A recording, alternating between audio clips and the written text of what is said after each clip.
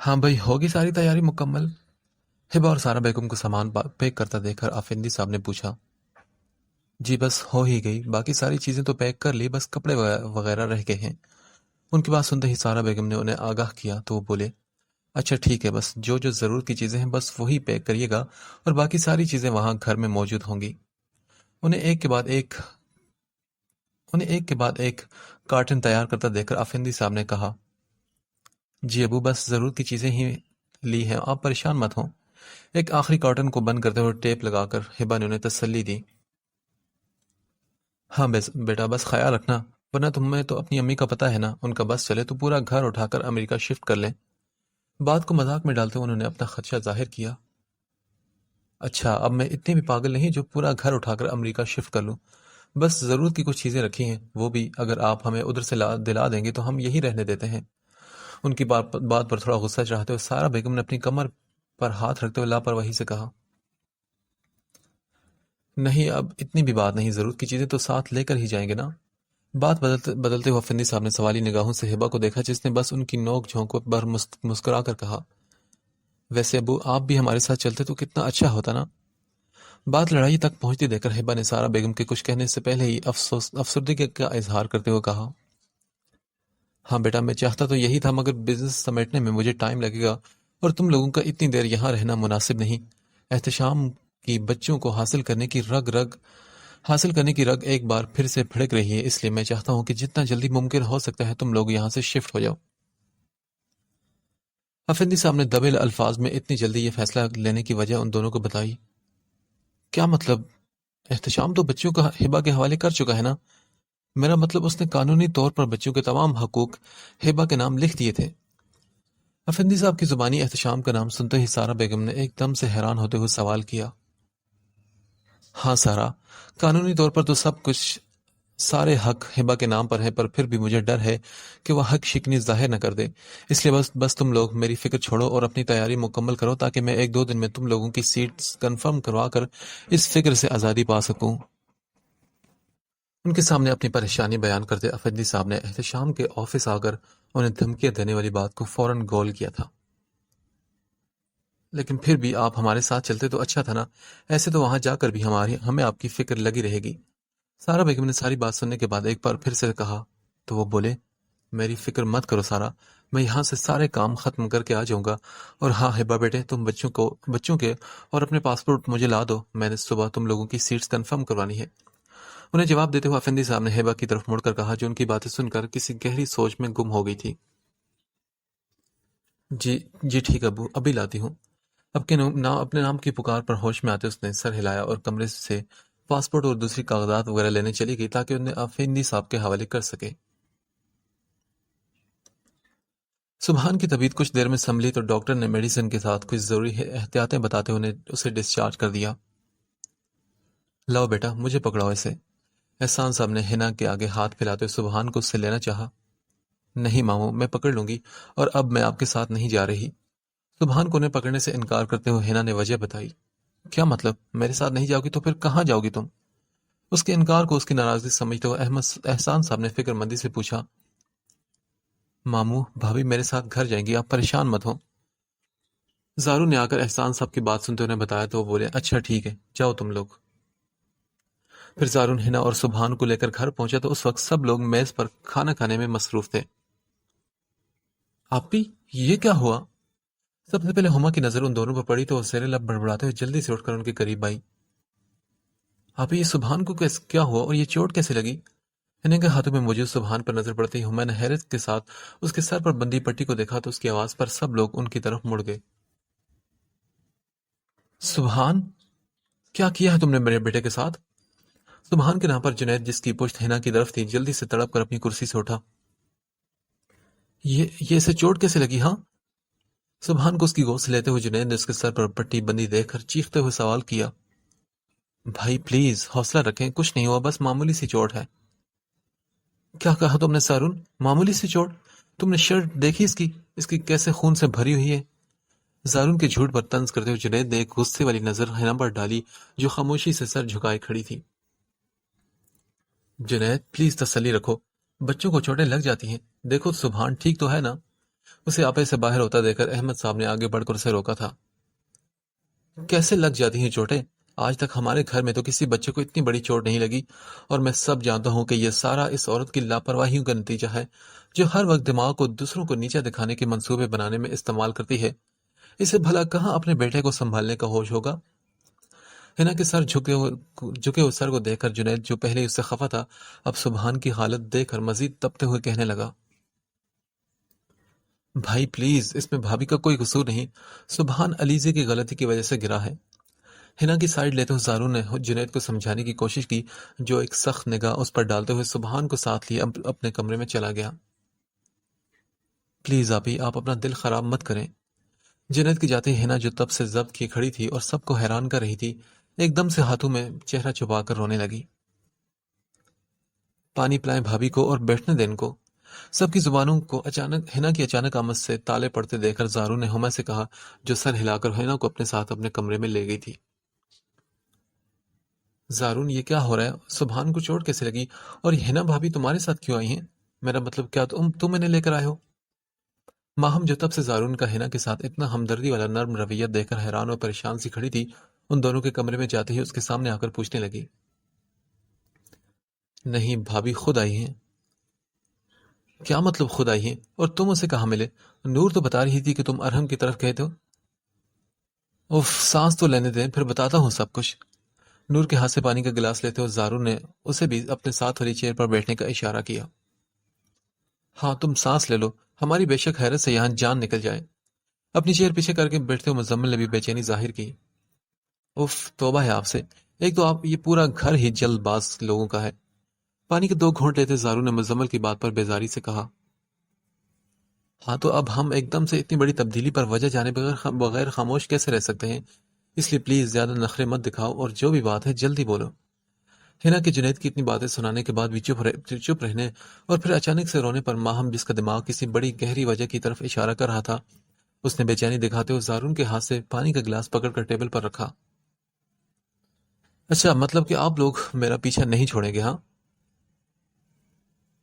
ایک نظر مدد طلب نظروں سے احمد صاحب کو دیکھتے ہوئے زارون نے ایک گہری سانس لی، خود کو پرسکون کیا اور سب کو اپنی طرف متوجہ دے کر ہاسپٹل سے لے کر سبحان کی چوٹ لگنے اور ہنا کی معذرت کرنے تک کی ساری بات تفصیل سے ان کو بتا دی۔ ہنا نے معافی مانگی اور تم نے اتنی آسانی سے معاف بھی کر دی اسے؟ بات مکمل ہوتے ہی سب سے پہلا سوال ماہم نے کیا تھا۔ ہاں، تو اسے معاف نہ کرنے کا کوئی جواز بھی پیدا نہیں ہوتا تھا۔ اگر کسی انسان کو اپنی غلطی کا احساس ہو جائے اور وہ ہمارے سامنے اس کا اعتراف کرتے ہوئے معذرت کرے، تو میرا خیال نہیں کہ آگے سے کم ظرفی دکھاتے ہوئے اس کو مزید ملال میں ڈالنا بہتر ہوگا۔ ماہم کے بے دو کسی سوال پر اس کے بڑے ہونے پر افسوس کرتے ہوئے زارون نے بڑی نرمی کے ساتھ جواب دیا۔ زارون نے ان سب کو بھی اپنا دل بڑا کرنے کا مشورہ دیا تھا۔ بہت اچھا فیصلہ کیا تم نے، اور ہو سکتا ہے کہ تمہارے معاف کر دینے کی وجہ سے ہنا نے گھر واپس آنے کا ارادہ کیا ہو۔ زارون کی تمام بات سننے کے بعد احمد صاحب نے اس کے عمل کی تعریف کرتے ہوئے اندازہ لگا کر کہا، جی شاید ایسا ہی ہے، اور جب اللہ پاک ہمیں ہماری ہزاروں غلطیوں پر صرف ایک آنسو گرنے کے بدلے معاف کر دیتا ہے، تو ہم بندے کیوں بندوں کی غلطیوں کو پکڑ کر بیٹھ جاتے ہیں؟ ہنا بھابھی نے جو کچھ بھی کیا یا کہا، میں مانتا ہوں کہ اس سے آپ سب کی دل آزاری ہوئی، مگر اب جب کہ ان کو اپنی غلطی کا احساس ہو گیا ہے اور وہ خود چل کر گھر واپس آئی ہیں، تو میری آپ سے ریکویسٹ ہے کہ آپ سب بھی ان کی طرف سے اپنا دل صاف کر لیں۔ عابدہ بیگم کی طرف دیکھتے ہوئے زارون نے ان کی خاموشی کی وجہ سے اپنے الفاظ پر دباؤ ڈالتے ہوئے کہا، ٹھیک ہے، ہماری طرف سے ہنا کو اب کوئی شکایت نہیں ہوگی۔ ہم لوگ تو پہلے یہ چاہ رہے تھے کہ وہ گھر واپس آ جائے اور ہمارے بیٹے کا گھر ٹوٹنے سے بچ جائے۔ زارون کو اپنی طرف دیکھتا پا کر عابدہ بیگم نے اسے اپنی جانب سے مطمئن کیا۔ چلے ٹھیک ہے، بس آپ سب بھی ان سے اپنا اپنا رویہ ٹھیک رکھیے گا۔ نور کو نظریں جھکائے بیٹھا دیکھ کر زارون نے ایک بار پھر سے سب سے کہا، اور جنید سے بات کرنے کا کہہ کر اس کے کمرے کی جانب بڑھ گیا۔ جنید، کیا مجھ سے ناراض ہیں آپ ابھی تک؟ زارون کے جنید سے بات کرنے کے بعد کمرے سے جاتے ہی ہینا نے ایک نظر سبحان پر ڈالتے ہوئے قدم جنید کی جانب بڑھائے، جو خود کو لا تعلق ظاہر کرتے اپنے موبائل پر مصروف ہو چکا تھا۔ نہیں تو مجھے کیا ضرورت پڑی ہے ناراض ہونے کی؟ اپنے کندھے اچکاتے اسے نظریں موبائل کی اسکرین پر جمائے رکھی۔ میں یہاں کمرے میں سبحان کو دیکھنے آئی تھی، اگر آپ کو برا لگ رہا ہے تو میں چلی جاتی ہوں واپس۔ اپنے وہاں آنے کا مقصد بیان کر کے ہینا نے اپنی بات ادھوری چھوڑتے ہوئے سوالی نگاہوں سے اسے دیکھا تو وہ بولا، ہاں ٹھیک ہے، مرضی ہے تمہاری، اگر اپنی اولاد کو یوں تکلیف میں چھوڑ کر کہیں اور جا سکتی ہو تو مجھے تو کوئی اعتراض نہیں۔ براہ راست اسے رکنے کا کہنے کے بجائے جنید نے اپنی ناراضگی برقرار رکھنے کا فیصلہ کر کے اسے یہ کہا، جو کچھ بھی کہنے کے بجائے خاموشی سے دروازے کی طرف بڑھی اور اسے لاک کر کے واپس اس کے قریب چلی آئی، جو اس کے پلٹنے پر اس کے کمرے سے جانے کا خیال دل میں لیے چور نظروں سے اسے دیکھ رہا تھا۔ مجھے اپنی اولاد کے ساتھ ساتھ آپ کا دل دکھنے کا بھی احساس ہے۔ پتہ نہیں کیوں مجھے لالچ اور حسد نے اتنا پاگل کر دیا تھا کہ میں اچھے برے میں تمیز کرنا بھول چکی تھی۔ اس کے قریب آتے ہی نیچے زمین پر بیٹھتے ہوئے ہینا نے نظر جھکا کر اپنی بات کا آغاز کیا۔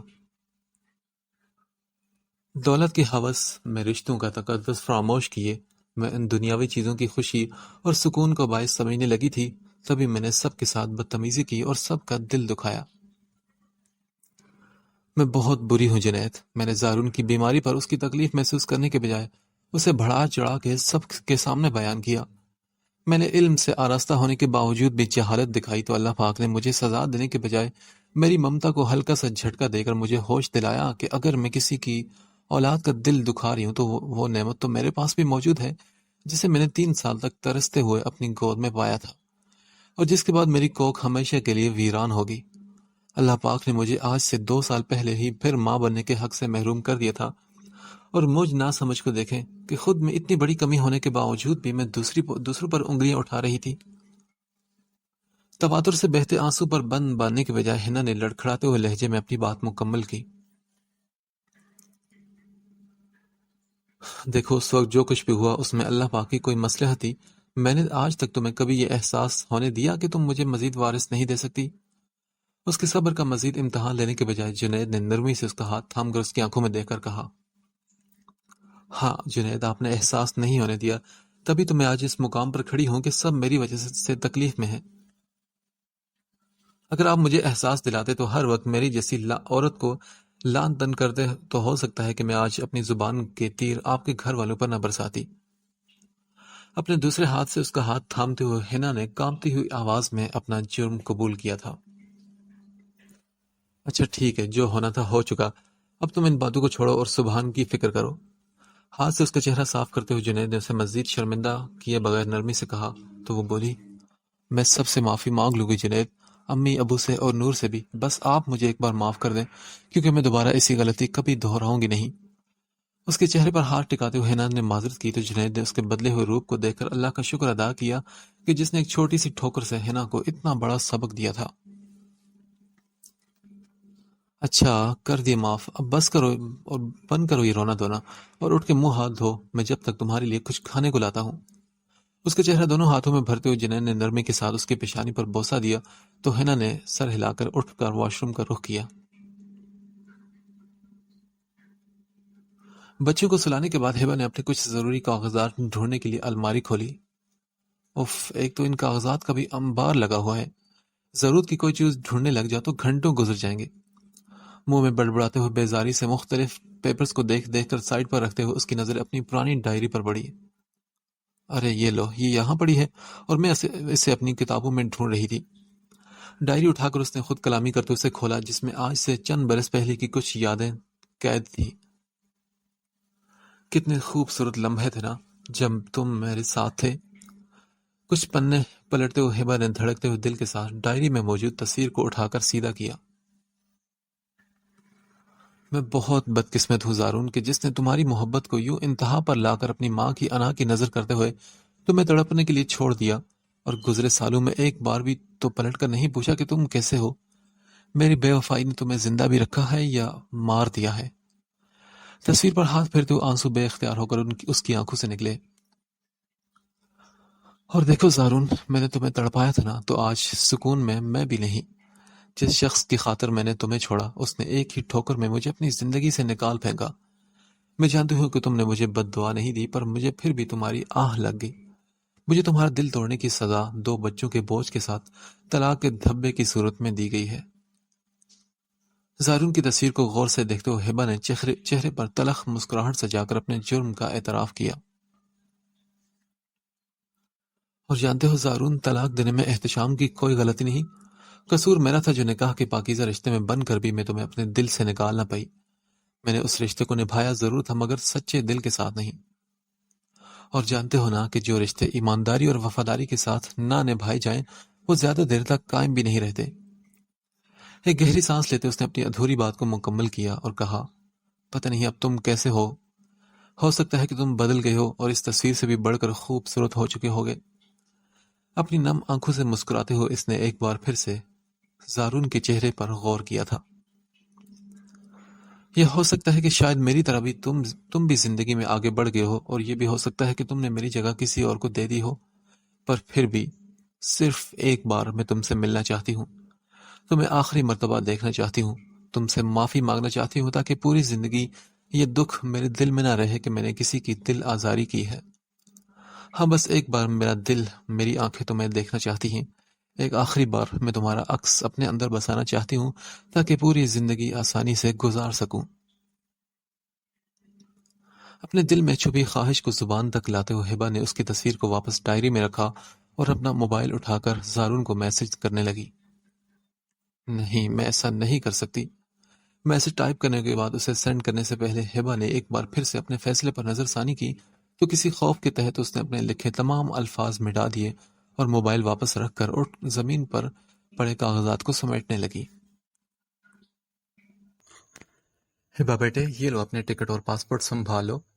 تقریباً دوپہر کے 2 بجے افندی صاحب نے سارے معاملات نمٹانے کے بعد گھر واپس آ کر دونوں چیزیں ہبا کے حوالے کی۔ جی ٹھیک ہے ابو، مگر کس دن کی سیٹس کنفرم ہوئی ہیں؟ ہبا کو ٹکٹ کھول کر دیکھتا پا کر سارا بیگم نے سوال کیا۔ پرسوں شام کی ہیں اور لاہور سے ہو نہیں رہی تھی تو میں نے اسلام آباد سے کروا دی، اس لیے اب تم لوگ شام کی نہیں بلکہ صبح کی تیاری کر کے رکھنا تاکہ جانے میں کوئی دشواری نہ ہو۔ ان کی بات کا جواب دیتے ہوئے افندی صاحب نے ساتھ ہی انہیں نصیحت کی۔ اسلام آباد سے کیوں؟ میرا مطلب پہلے ہم 4 گھنٹے کا سفر کر کے اسلام آباد جائیں گے اور پھر آگے بھی اتنا لمبا سفر، اور وہ بھی بچوں کے ساتھ۔ اسلام آباد کے نام پر چونکتے ہوئے سارا بیگم نے بمشکل اپنے لہجے کو ہموار کر کے کہا، ہاں میں تو یہی چاہ رہا تھا کہ لاہور سے ہو ہی جائیں، پر جس ایئر لائن کی سیٹس مل رہی تھی ان کی کارکردگی کچھ خاص نہیں، اس لیے میں نے تم لوگوں کی تحفظ کے لیے لمبے سفر کو ترجیح دی۔ افندی صاحب نے تفصیل کے ساتھ انہیں آگاہ کرتے ہوئے ہبا کو چائے لانے کا کہا جو ابھی تک ٹکٹ ہاتھ میں لیے گم سم سی کھڑی تھی۔ یہ آپ نے اچھا نہیں کیا، بھلا کیا ضرورت تھی آپ کو اسلام آباد سے ٹکٹ کروانے کی؟ ہبا کے جاتے ہی سارا بیگم نے کسی خدشے کے تحت افندی صاحب کو ان کی غلطی کا احساس دلایا تو وہ بولے، کیا مطلب؟ اس میں اچھا نہ کرنے والی کون سی بات ہے؟ دیکھیے مسئلہ تو کوئی نہیں، پر پھر بھی آپ کو تو پتا ہے نا کہ زارون اسلام آباد میں رہتا ہے، میرا مطلب ہبا کو ایک بار پھر سے اس کے شہر میں جا کر پریشانی ہوگی۔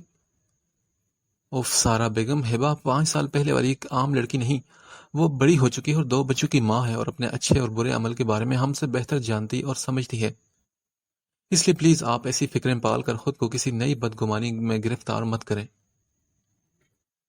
ان کی بات پر سختی سے ڈانٹتے ہوئے افندی صاحب نے ان کی سوچوں کو وہیں پر بریک لگوائی۔ تو میں کون سا کہہ رہی ہوں کہ وہ بچی ہے، پر آپ نے دیکھا نہیں کہ اسلام آباد کے نام پر اس کے چہرے پر کیسی چمک آ گئی؟ میں یہ نہیں کہہ رہی کہ وہ کوئی بیوقوفی کرے گی، مگر پھر بھی میرے دل میں ایک چور سا بیٹھا ہے۔ ان کی سختی پر برہم ہونے کے بجائے سارا بیگم نے نرمی کے ساتھ انہیں اپنی پریشانی بتائی۔ پلیز آپ پریشان مت ہوں، بے فکر ہیں، کچھ نہیں ہوتا۔ ہبا کو واپس سیڑھی سے اترتا دیکھ کر افندی صاحب نے سارا بیگم کو خاموش رہنے کا اشارہ کیا جو مزید کچھ بولنے والی تھی۔ ہیلو، کون؟ کال ریسیو کرتے زارون نے دوسری جانب موجود شخص سے سوال کیا۔ ہیلو، کون ہے بھائی؟ بولو بھی۔ دوسری طرف مسلسل خاموشی پر اس نے موبائل کان سے ہٹاتے ہوئے مقابل کے لائن پر ہونے کا یقین کیا۔ ہیلو، کون ہے؟ منہ میں زبان نہیں کیا؟ پتہ نہیں کہاں کہاں سے اٹھ کر آ جاتے ہیں، جب بات نہیں کرنی تو دوسروں کو تنگ کرنے کا مقصد کیا ہے؟ تنگ آ کر کال کاٹتے اس نے موبائل سامنے ڈیش بورڈ پر پھینکا۔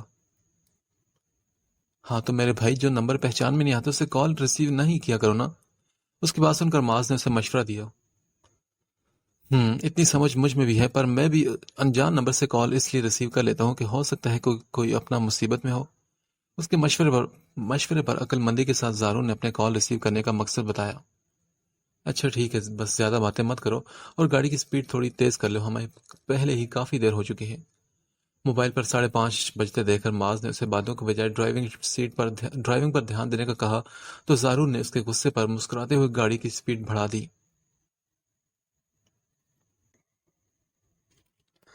کچھ دن بعد کی بات ہے کہ صبح زارون کی آنکھ متلی ہونے پر کھلی تو اس نے بستر چھوڑ کر واش روم کا رخ کیا۔ اف، یہ کام پھر سے شروع ہو گیا۔ بیسن کو تازہ خون سے بھرتا دیکھ کر اس نے آنکھوں کے آگے آنے والے اندھیرے پر سر جھٹکا اور نل کھول کر اسے صاف کیا۔ پتہ نہیں یہ تکلیف کب تک مجھے یوں تڑ پائے گی۔ چہرے پر پانی ڈالتے اس نے خود کلامی کی اور چکراتے ہوئے سر کی وجہ سے دیوار کا سہارا لے کر وہاں سے باہر نکلا، مگر کچھ قدم اٹھاتے ہی اسے پھر سے اپنے گلے میں جلن محسوس ہوئی، جس کے باعث وہ واپس پلٹتے ہوئے بیسن کے اوپر جھک گیا۔ اف یار، کس مصیبت میں پھنس گیا ہوں میں۔ نل کھول کر منہ میں پانی ڈالتے اس نے بیسن کو صاف کیا جو ایک بار پھر سے خون سے بھر چکا تھا۔ یا اللہ، میرے حال پہ رحم فرما اور مجھ سے جو بھی غلطی کوتاہی ہوئی اسے معاف کر دے۔ واش روم سے باہر نکل کر اس نے بے جان سے وجود کے ساتھ صوفے پر بیٹھتے ہوئے اللہ سے التجا کی اور اپنے سینے پر ہاتھ پھیر کر خود کو پرسکون کرنے لگا، مگر درد کی شدت برداشت سے باہر ہوتی دیکھ کر اس نے نور کو جگانے کے بجائے خود ہی ہمت کر کے بیڈ کی جانب قدم بڑھائے تاکہ سائڈ ٹیبل میں موجود دوائیوں میں سے ڈاکٹر کی دی گئی پین کلر کھا سکے۔ پتہ نہیں آج درد کیوں اتنا زیادہ ہو رہا ہے مجھے۔ پین کلر لینے کے بعد بیڈ کی بیک سے سر ٹکاتے اس نے اپنے سینے پر ہاتھ پھیرا اور کچھ دیر کے لیے آنکھیں بند کر کے بیٹھا، اپنی تکلیف کو برداشت کرتا رہا جو آج اس کی طاقت سے باہر ہو چکی تھی۔ کیا ہو آپ کو، ایسے کیوں بیٹھے ہیں آپ؟ آنکھ کھلنے پر کروٹ بدلتے نور نے اسے بیڈ کے ساتھ ٹیک لگائے بیٹھا دیکھ کر پوچھا۔ کچھ نہیں، بس ویسے ہی، نڈھال سے انداز میں جواب دیتے وہ سیدھا ہو کر لیٹا تو نور نے اسے سینے پر ہاتھ پھیرتا دیکھ کر مزید سونے کا ارادہ ترک کیا۔ آپ کی طبیعت تو ٹھیک ہے نا؟ ہاں میں ٹھیک ہوں، تم پریشان مت ہو اور سو جاؤ۔ نہیں، بس اب میں نے نہیں سونا اور مجھے آپ کی طبیعت کچھ ٹھیک نہیں لگ رہی۔ اس کی پیشانی پر ہاتھ لگاتے ہوئے نور نے پریشانی سے پھر سے اسی بات پر آتے ہی تصدیق چاہی تو وہ بولا، ہاں بس تھوڑا درد ہے پیٹ میں، پر تم پریشان مت ہو، میں نے پین کلر کھائی ہے، ٹھیک ہو جائے گا کچھ دیر میں۔ نہیں، میں بابا کو بلا کر لاتی ہوں، آپ ڈاکٹر کو دکھا لیں اور ایسے لاپرواہی مت کریں پلیز۔ ارے نور، میں کہہ رہا ہوں نا کہ میں اب اتنا بھی بیمار نہیں، اور شام کو جانا ہے نا رپورٹ لینے تو چیک کروا لوں گا، تم فکر مت کرو۔ ہاں تو شام کو بھی چیک اپ کروانا ہے نا، اگر ابھی بھی کروا لیں تو کیا ہو جانا ہے، بس میں بابا کو بولتی ہوں، آپ جائیں ابھی ان کے ساتھ۔ اس کی کوئی بھی بات ماننے کے بجائے نور نے ہٹ درمی دکھاتے اپنی بات کہی۔ اچھا ٹھیک ہے، میں کچھ دیر میں چلا جاؤں گا، بس تم ابھی میرے پاس رہو۔ اس کا ہاتھ مضبوطی سے اپنے ہاتھ میں دباتے ہوئے زارون نے اس سے ریکویسٹ کی تو نور نے اس کی طبیعت کے پیش نظر ضد کرنے کے بجائے خاموشی اختیار کی اور اسے آنکھیں بند کرتا دیکھ کر وہ دوسرا ہاتھ اس کے چہرے پر پھیرنے لگی۔ اپنے چہرے پر مسلسل نور کی نظروں کی تپش محسوس کرتے ہوئے زارون نے اپنی آنکھیں کھول کر اسے دیکھا۔ کیا ہو تمہیں، رو کیوں رہی ہو تم؟ کچھ نہیں، بس ایسے ہی میری آنکھوں میں کچھ چلا گیا تھا۔ زارون کو یوں نڈھال دیکھ کر جو پہلے ہی رات سے پریشان تھی مزید فکر مند ہوتے اپنی بے بسی کو آنسو میں بہانے لگی۔ یار کیا ہو گیا نور، میں ٹھیک ہوں نا، بس تھوڑا سا درد تھا جو اب بالکل ختم ہو گیا ہے۔ اس کے چہرے پر ہوائیاں اڑی دیکھ کر زارون نے تکلیف کے باعث مسکراتے اسے تسلی دی۔ زار، آپ پلیز ڈاکٹر کو چیک اپ کروا لینا، جب آپ کو پتا ہے کہ طبیعت ٹھیک نہیں تو پھر کیوں لاپرواہی کرتے ہیں آپ؟ اچھا میں ٹھیک ہے، میں کروا لیتا ہوں چیک اپ، بس تم پریشان مت ہو، اور میں نے کتنی بار سمجھایا ہے کہ ایسی چھوٹی چھوٹی باتوں پر رویا مت کرو۔ میں کب روئی، میں تو بس وہ ویسے ہی میری آنکھ میں کچھ چلا گیا تھا۔ اس کی نصیحت پر جلدی سے نظریں چراتے ہوئے نور نے صاف مکرتے جھوٹ بولا۔ جانتا ہوں میں جو تمہاری آنکھوں میں کچھ گیا تھا، اور ہاں یہ میرے سامنے زیادہ چلاک بننے کی کوشش مت کیا کرو۔ میں کب چلاک بنی، اور یہ آپ کس خوشی میں میری گود میں گھس گئے ہیں؟ زاروں نے بات کرتے اس کی گود میں سر رکھا تو نور نے اسے ڈانٹتے ہوئے پوچھا۔ میں تمہارے عقل مند ہونے کی خوشی میں لیٹا ہوں، وہ کیا ہے نا کہ رات تم مجھ سے لڑ کے سوئی تھی، پر صبح اٹھتے ہی تم نے میری خراب طبیعت دیکھ کر مجھ سے ناراض ہونے یا لڑنے کے بجائے سکون سے بات کی، تو بس تمہارا اتنا اچھا رویہ مجھ سے ہضم نہیں ہوا، اس لیے تمہاری گود میں سر رکھ کر میں چیک کر رہا ہوں کہ یہ تم ہی ہو نا، یا تمہارا کوئی بھوت ہے۔ نظروں میں شرارت لیے زارون نے اس کا دھیان اپنی طبیعت سے ہٹانے کے لیے اسے چھیڑا تھا۔ بھاڑ میں جائیں زار، آپ، حد ہے، یہاں آپ کی حالت دیکھ کر میرا دل بند ہو رہا ہے اور آپ کو مذاق سوچ رہا ہے۔ اچھا میں ٹھیک ہوں نا، تم تو ایسے ہی ہر بات پر پریشان ہو جاتی ہو۔ دیکھو کچھ نہیں ہوا مجھے۔ اسے پھر سے رونے کے لیے تیار دیکھ کر زارون نے ہمت کی اور اٹھ کر اس کے سامنے بیٹھا۔ آپ ٹھیک ہیں یا نہیں؟ بس مجھے کچھ نہیں سننا۔ آپ اٹھیں اور ابھی ڈاکٹر کے پاس جائیں۔ اچھا ٹھیک ہے، بس کچھ دیر آرام کر کے جاتا ہوں، تم بھی لیٹ جاؤ ابھی میرے ساتھ۔ اپنے چکراتے ہوئے سر کی وجہ سے واپس تکیے پر لیٹے ہوئے زارون نے اس کا ہاتھ تھاما جو خالی نظروں سے اسے دیکھتے ہوئے خاموشی سے سر اس کے سینے سے ٹکا چکی تھی۔ ہبا بیٹے، آپ کی ساری تیاریاں مکمل ہو گئی ہیں کیا؟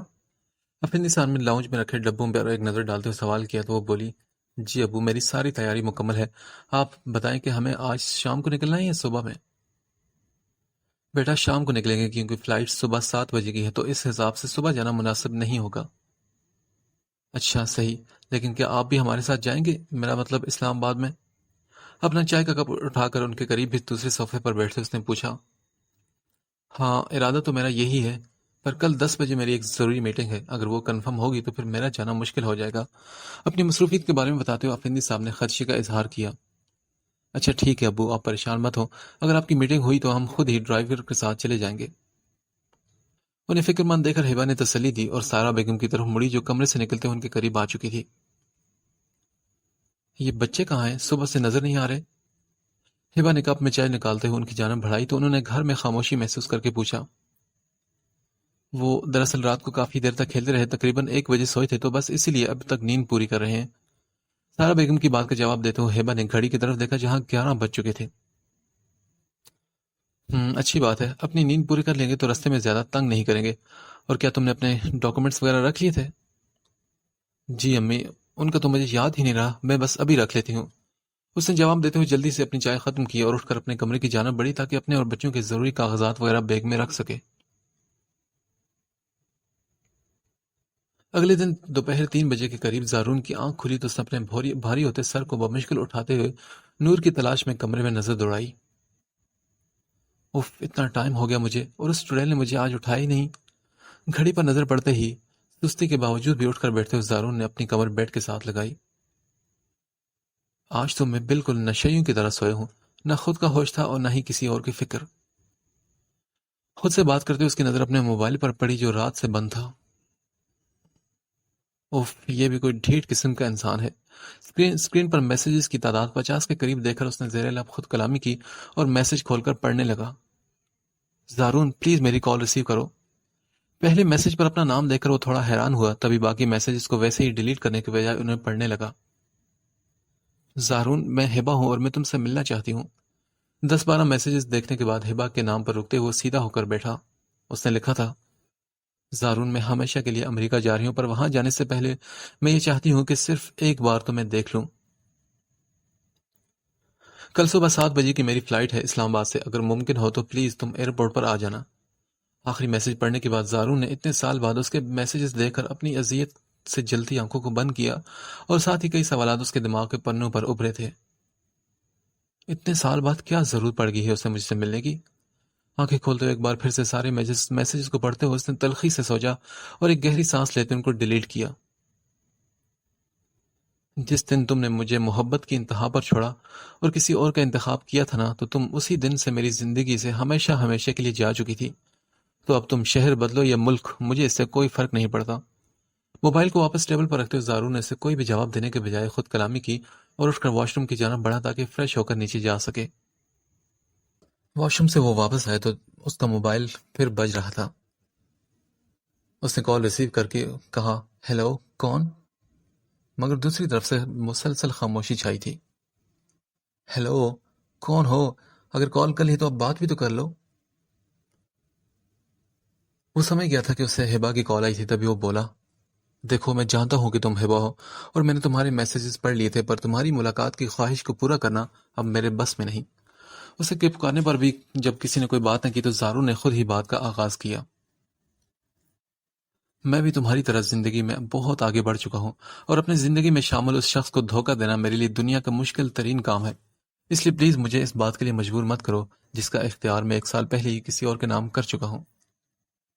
ہبا کو کسی قسم کی بھی تسلی دینے کے بجائے زارون نے صاف لفظوں میں اس سے انکار کیا تو تبھی دوسری طرف سے ہبا نے اپنے آنسو کو ضبط کر کے کہا، بہت خوش نصیب ہے وہ۔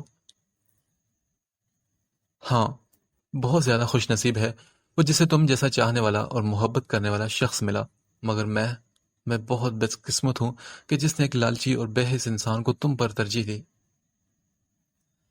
میں نے اپنے ماں باپ کی خاطر تمہیں چھوڑا تھا، تم سے بے وفائی کی اور تمہارا دل دکھایا، اور دیکھو آج میں بھی اسی مقام پر کھڑی ہوں جہاں مجھے بھی نہ صرف کسی نے ٹھکرایا بلکہ اپنی زندگی سے نکال کر طلاق کا دھبا بھی میرے سر پر سجا دیا۔ مجھے سزا ملی ہے زارون، مگر تمہارا دل توڑنے کی سزا ملی ہے۔ کیا مطلب؟ کیا کہہ رہی ہو تم؟ تمہارے شوہر نے تمہیں چھوڑ دیا، پر کیوں؟ اس کی تکلیف پر لفظوں کو توڑ کر ادا کرتے ہوئے وہ خود کو بھی بکھرا ہوا محسوس کرنے لگا تھا۔ کیونکہ زارون میں اسی قابل تھی، اس لیے چھوڑ دیا اس نے مجھے۔ مگر تم اس بات کی فکر مت کرو، بس ایک بار مجھ سے مل لو، میں بس تمہیں آخری بار دیکھنا چاہتی ہوں اور تم سے اپنے کیے کی معافی مانگنا چاہتی ہوں تاکہ اپنی اگلی زندگی اس دکھ سے بری ہو کر گزار سکوں کہ میں نے کسی کا دل دکھایا تھا۔ ٹھیک ہے، میں آ جاؤں گا، بس تم مجھے یہ بتا دینا کہ کب اور کہاں آنا ہے۔ اپنے دماغ کے لاکھ منع کرنے کے باوجود بھی اس نے دل کی پکار پر لبیک کہا تو زارون نے حامی بھرتے ہوئے تاکید کی۔ ٹھیک ہے، میں تمہیں میسج کر کے بتا دوں گی۔ سارا بیگم کی آواز سنتے ہی ہبا نے فوراً کال یہ کہنے کے ساتھ ہی کال بند کی اور اپنا چہرہ صاف کرتے ہوئے کمرے سے باہر آ گئی۔ کال بند ہونے کے بعد وہ وہیں دل برداشتہ سا بیلکونی میں کھڑا رہا اور سوچتا رہا کہ پتہ نہیں کیوں زندگی اتنی پیچیدہ ہے اور جانے کیوں یہ اتنے بل پھیر کھانے کے بعد بھی انسان کو اسی شخص کے سامنے لا کھڑا کرتی ہے جس کا سامنا کرنا تو دور کی بات، انسان اس کے تصور کو بھی سوچنا نہیں چاہتا۔ کاش کہ ہبا میں تمہیں انکار کر سکتا، کاش کہ میں تمہیں بتا سکتا کہ میں نے تمہیں تمہاری یادوں کے ساتھ اپنے دل کے کسی بیکار کونے میں دفن کر دیا ہے۔ شاید میں تمہیں یہ سمجھا سکتا کہ میری زندگی کے ساتھ ساتھ اب میرے دل میں بھی تمہارے لیے کوئی جگہ باقی نہیں رہی، پر پر میں کیا کروں؟ کیونکہ پہلی محبت مر کے بھی کہیں نہ کہیں اپنی باقیات چھوڑ دیتی ہے اور کچھ ایسے ہی فوسل کی شکل اختیار کر لیتی ہے جو گل سڑ کر اپنی اصل شکل گنوانے کے بعد بھی آنے والی زندگی میں اپنے نشان برقرار رکھتے کسی کے قیام کا پتہ دیتے ہیں۔ انسان کے اختیار میں پہلی محبت کو مارنا تو ہے، مگر اس کے گلے سڑے وجود کو اپنے دل سے نکالنا نہیں۔ تبھی تو کچھ محبتوں کا انجام موت کی صورت دیکھا جاتا ہے، کیونکہ چاہتوں کو مارنے کے چکر میں انسان ان فوسلز کی تعداد بڑھا لیتا ہے جو اپنی بدبو سے ایک ناسور کی مانند ہمارے پورے جسم میں گردش کرتے ہیں اور ہمیں اندر سے ہی اندر کھوکھلا اور بے جان کر دیتے ہیں۔ اور تمہاری محبت بھی ہوا میرے جسم میں اسی ناسور کی مانند گردش کر رہی ہے جس کے زیر اثر میں تمہیں انکار نہیں کر پایا، میں تمہیں اپنے دل سے مردہ کر کے بھی نکال نہیں پایا۔ ہاں، میں تمہاری ان یادوں کی گلی سڑی باقیات کو ابھی تک سنبھالے ہوئے ہوں۔ آنسو پر ضبط کرتے ہوئے زارون نے ایک بار پھر سے اپنی ادھوری بات چھوڑتے ہوئے مضبوطی سے اپنی آنکھوں کو بند کر کے کھولا اور اپنے اندر بڑھتی ہوئی گھٹن سے گھبرا کر پانی پینے کے غرض سے کمرے کی طرف بڑھا تھا۔ اگلی صبح زارون کی آنکھ موبائل پر ہونے والی بیل سے کھلی تھی۔ اف، یہ صبح صبح کس کی کال آ گئی مجھے؟ نور کا سر اپنے بازو سے اٹھاتے ہوئے جلدی سے اس نے موبائل اٹھا کر نمبر دیکھے بغیر کال ریسیو کی۔ ہیلو؟ ہاں زارون، میں ہبا ہوں۔ اس کی آواز سنتے ہی مقابل نے اپنا تعارف کروایا تو زارون نے موبائل کان سے ہٹا کر اسکرین کی طرف دیکھا، پھر کہا اچھا رکو، میں تمہیں کال بیک کرتا ہوں۔ نور کی وجہ سے زارون نے بس اتنا کہہ کر کال بند کی اور اس کا سر احتیاط سے تکیے پر رکھتے ہوئے موبائل لیے وہ باہر بیلکونی میں آیا۔ ہبا کا نمبر دوبارہ ڈائل کیا اور کال ریسیو ہونے پر بولا، ہاں تم بولو اب۔ ہاں زارون، وہ میں نے بتانا تھا کہ ہم لوگ ایئرپورٹ پہنچ گئے اور 2 گھنٹے بعد ہماری فلائٹ ہے۔ حال احوال کے بغیر ہبا نے اپنے فون کرنے کا مقصد بیان کیا۔ اچھا ٹھیک ہے، میں آدھے گھنٹے میں آتا ہوں۔ کیا تمہارے امی ابو ساتھ ہیں؟ نہیں، ابو تو نہیں، امی ساتھ ہیں اور میرے بچے بھی، مگر میں تم سے اکیلے ہی باہر آ کر مل لوں گی، اس لیے تم ایئرپورٹ پہنچ کر مجھے کال کر دینا یا میسج۔ تفصیل سے اپنے ارادے کے متعلق بتاتے ہوئے ہبا نے اسے جلد پہنچنے کی تاکید کر کے وہ کال کٹ کر دی۔ اب کیا کروں؟ اتنی صبح تو نور نے بھی اٹھنا نہیں۔ زارون جو اسے اپنے ساتھ لے جانے کا ارادہ رکھتا تھا اس نے خود کلامی کر کے موبائل جیب میں رکھا اور کمرے کی جانب بڑھا۔ اس سے پہلے کہ زارون اسے اٹھاتا، نور نے خود ہی آنکھیں مسلتے ہوئے اس سے پوچھا، کس سے بات کر رہے تھے آپ اتنی صبح صبح؟ بات کو چھوڑو نور اور اٹھو، میں نے تمہیں رات کو بتایا تھا نا کہ مجھے تمہیں کسی سے ملوانا ہے۔ زارون نے اس پر سے کمبل ہٹاتے ہوئے اپنی بات کی وضاحت دی تو وہ بولی، نہیں میں نے کہیں نہیں جانا، میرے سر میں پہلے ہی بہت درد ہے۔ اچھا کچھ نہیں ہوتا نا، اٹھو میرے ساتھ چلو، چلو جلدی کرو۔ اسے کے منع کرنے کے باوجود بھی زارون نے اپنی ضد برقرار رکھے اس کا ہاتھ پکڑتے اٹھایا۔ زار میں کہہ رہی ہوں نا کہ میرے سر میں درد ہے، پلیز میں کسی اور وقت میں مل لوں گی۔ نہیں ابھی ملنا ضروری ہے نور، پھر اس شخص نے امریکہ چلے جانا ہے ہمیشہ کے لیے، اس لیے پلیز تنگ مت کرو اور اٹھ کر جلدی سے تیار ہو جاؤ، تمہارے پاس صرف 10 منٹ ہے۔ گھڑی کی طرف دیکھتے ہوئے زارون نے اسے دونوں بازو سے پکڑ کر بیڈ سے اتارا۔ حد ہے زارون، آپ بہت برے ہیں، مجھے بخار میں بھی سکون نہیں لینے دیتے۔ نور نے بھی تجسس کے ہاتھوں مجبور ہو کر اسے ایک گھوری سے نوازا اور الماری سے اپنے کپڑے نکال کر فریش ہونے کے لیے واش روم کی جانب بڑھ گئی۔ اس کے تیار ہوتے ہی زارون اسے ساتھ لیے اگلے 40 منٹ بعد ایئرپورٹ پہنچا تو نور نے کوئی 10ویں بار اس سے اس شخص کے متعلق سوال کیا جسے وہ اس سے ملوانے لایا تھا۔ یار نور صبر تو کر لو۔ موبائل پر نمبر ڈائل کرتے اس نے نور کو چپ رہنے کا اشارہ کیا اور کال ریسیو ہوتے ہی کہا، ہاں میں پہنچ گیا ہوں اور پارکنگ میں کھڑا ہوں۔ ٹھیک ہے آ جاؤ۔ پھر اس نے یہ کہہ کر کال بند کر دی۔ زارون کے نام کی پکار پر نور نے پلٹ کر اپنے پیچھے کھڑے وجود کو غور سے دیکھا جو تقریباً 27-28 سال کے لگ بھگ خوبصورت نقوش کی حامل ایک خوش شکل لڑکی تھی۔ السلام علیکم، کیسی ہو ہیبا؟ اس کی محویت پر زارون نے دل کی دھڑکنیں منتشر ہونے کے باوجود بھی ہمت کر کے ہیبا کو مخاطب کیا جو خود بھی نور کا جائزہ لینے میں مصروف تھی۔ وعلیکم السلام، میں ٹھیک ہوں، تم کیسے ہو؟ نظروں میں الجھن لیے اس نے زارون کی آواز پہ ہوش میں آتے ہی زبردستی مسکرانے کی کوشش کی۔ میں ٹھیک ہوں ہیبا، اس سے ملو، یہ نور ہے میری بیوی۔ اس کی نظروں میں واضح سوال دیکھ کر زارون نے اس کا تعارف کروایا تو ہیبا کا رنگ ایک دم سے پھیکا پڑا۔ السلام علیکم، کیسی ہیں آپ؟ کسی بھی جلن کے بغیر نور نے خوش دلی کے ساتھ اپنا ہاتھ آگے بڑھایا۔ زارون میں نے تم سے کہا تھا کہ مجھے تم سے اکیلے میں ملنا ہے، کیا تم کچھ سیکنڈز کے لیے پوری دنیا سے ہٹ کر مجھے وقت دے سکتے ہو؟ ایک حقارت بھری نظر نور کے ہاتھ پر ڈالتے ہوئے ہیبا نے اسے تھامنے کے بجائے زارون کو مخاطب کیا تو وہ بولا، میں اکیلا ہی تو ہوں، بس تم یہ سمجھو کہ میرا وجود جو تم کھوکھلا کر کے گئی تھی اسے اپنے پیار اور محبت سے اس لڑکی نے بھرا ہے جو اس وقت میرے ساتھ کھڑی ہے، جو اس وقت میرے ساتھ کھڑی تمہاری اس بے معنی جلن کو سمجھنے کی کوشش کر رہی ہے۔ ہیبا کی حرکت پر زارون نے اپنے غصے کو ضبط کرتے ہوئے بڑے تحمل سے اسے آئینہ دکھایا۔ مطلب تم یہاں اس کو ساتھ لا کر مجھ سے میری کی گئی زیادتی کا بدلہ لینا چاہتے ہو؟ اس کی بات کو کسی اور معنی میں لیتے ہوئے ہیبا نے ایک نظر نور پر ڈالی جو اب خاموشی سے کھڑی ان دونوں کی باتیں سن رہی تھی۔ نہیں، میں تم سے کیوں بدلہ لوں گا، اور بدلہ لینا ہوتا تو کبھی بھی یہاں تم سے ملنے نہ آتا، اور رہی بات نور کو ساتھ لانے کی تو تم کیا چاہ رہی تھی کہ میں اپنے کھوکھلے وجود کے ساتھ تمہارے سامنے آتا؟ نور کا ہاتھ تھامتے ہوئے زارون نے اسے روکا اور بنا کسی خوف کے ہیبا کی آنکھوں میں دیکھتے ہوئے اپنی بات ادھوری چھوڑی۔ میں چاہتا تھا کہ تم مجھے میرے مکمل وجود کے ساتھ دیکھو ہیبا، تاکہ تمہاری نظروں میں میرے ساتھ میری محبت، میرے جنون کا عکس بھی جذب ہو جائے، تاکہ پھر دوبارہ کبھی تمہارا دل میری جانب کھینچے یا مجھ سے ملنے پر اکسائے تو تم یہ سوچ سکو کہ میں اب اکیلا نہیں۔ اپنے لہجے میں سختی لائے بغیر زارون نے لفظوں کے نشتر ہیبا پر چلائے تو اس کی آنکھیں ایک دم سے بھر آئی۔ ٹھیک ہے، میں بس جا رہی ہوں کیونکہ میری فلائٹ کا وقت ہو رہا ہے۔ نم لہجے میں وہ جو اس سے بہت کچھ کہنا چاہتی تھی اسے اپنے ساتھ ہونے والی زیادتیوں کی روداد سناتے کچھ وقت کے لیے ہی صحیح پر اپنے لیے اس کی نظروں میں محبت دیکھنے کی خواہش مند تھی، ایک دم سے مرجھاتے ہوئے وہ جانے کے لیے پلٹی تو وہ بولا، میں نے تمہیں معاف کیا ہیبا، اس لیے دل پہ کوئی بوجھ لے کر یہاں سے مت جانا، اور ہاں زندگی میں پیچھے چھوڑے گئے انسانوں کو پلٹ کر دیکھنے کی عادت چھوڑ دو، کیونکہ بعض اوقات ہم جو امیدیں دل میں لیے پلٹتے ہیں وہ ہمارے آگے کے تمام راستے بند کر دیتی ہیں۔ اس سے پہلے کہ وہ واپسی کے لیے قدم اٹھاتی، زارون نے اپنی تیز ہوتی دھڑکنوں کو قابو میں کرتے ہوئے اسے پکارا، اور ہاں پچھلی زندگی میں جو کچھ بھی ہو چکا اسے بھول کر اپنے بچوں کے ساتھ خوش رہو، اور خیال رکھنا کہ اپنی محبت کی ناکامی کی سزا کبھی ان سے ان کی محبت چھین کر مت لینا۔ آخری بات پہ مسکراتے ہوئے زارون کی آنکھیں نم ہوئی تو نور نے اس کا ہاتھ مضبوطی سے تھام کر اسے سہارا دیا، جس کی نظریں اب ہیبا کے بغیر پلٹے کوئی جواب دیے بنا اندرونی حصے کی جانب بڑھتے قدموں کو دور تک اس کا تعاقب کرنے لگی تھی۔ آپ ٹھیک ہیں زہر؟ اس کے ہاتھ کی ٹھنڈک محسوس کرتے نور نے اسے مخاطب کیا تو وہ بولا، ہاں میں ٹھیک ہوں، چلو اب گھر چلتے ہیں۔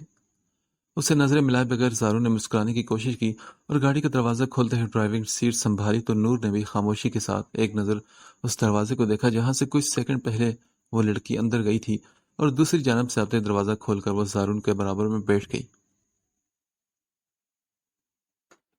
اسے اگلے دن نسرین کو سبزی بنانے کا بولتے ہوئے نور نے زارون کو دیکھنے کے لیے سیڑھیوں کی طرف قدم بڑھائے اور کہا، اف یہ زار پتہ نہیں کیسے اتنی دیر تک سو لیتے ہیں۔ سیڑھی چڑھ کر اس نے اوپر آ کر اپنے کمرے کے سامنے رک کر دروازہ کھولا۔ دیکھیں تو ابھی تک سو رہے ہیں، حد ہے، یہاں آدھا دن گزر چکا اور ان کو بس نیند پوری کرنے کی فکر پڑی ہے۔ اسے آڑے ترچھے انداز میں اوندے منہ بیڈ پر لیٹا دیکھ کر نور نے اپنی بات ادھوری چھوڑ کر تعجب سے قدم اس کی جانب بڑھائے۔ زار اٹھ جائے نا۔ اس کی پشت پر آتے نور نے اس کے کندھے پر ہاتھ رکھ کر اسے پکارا۔ دیکھیں دوپہر کے 3 بج چکے ہیں، اٹھیں۔ اس کے جسم میں کوئی بھی حرکت محسوس نہ کر کے نور نے اس کے کندھے کو ہلاتے ہوئے وقت بتایا۔ زار اٹھ جائے نا، کیا آج ساری نیند پوری کرنے کا ارادہ ہے؟ نظروں میں شرارت لی اس نے کہنے کے ساتھ ہی اس کی پشت سے جھک کر اس کے چہرے کو دیکھنے کی کوشش کی تو چادر پر لگے خون پر نظر پڑتے ہی اس کے تمام ارادے خاک میں ملے۔ زار کیا ہوا آپ کو؟ نظروں میں خوف لیے جلدی سے پیچھے ہٹ کر نور نے اسے سیدھا کیا جو ہوش و حواس سے بیگانہ خون میں لت پت پڑا اس کی دل کی دھڑکنوں کو بند کر چکا تھا۔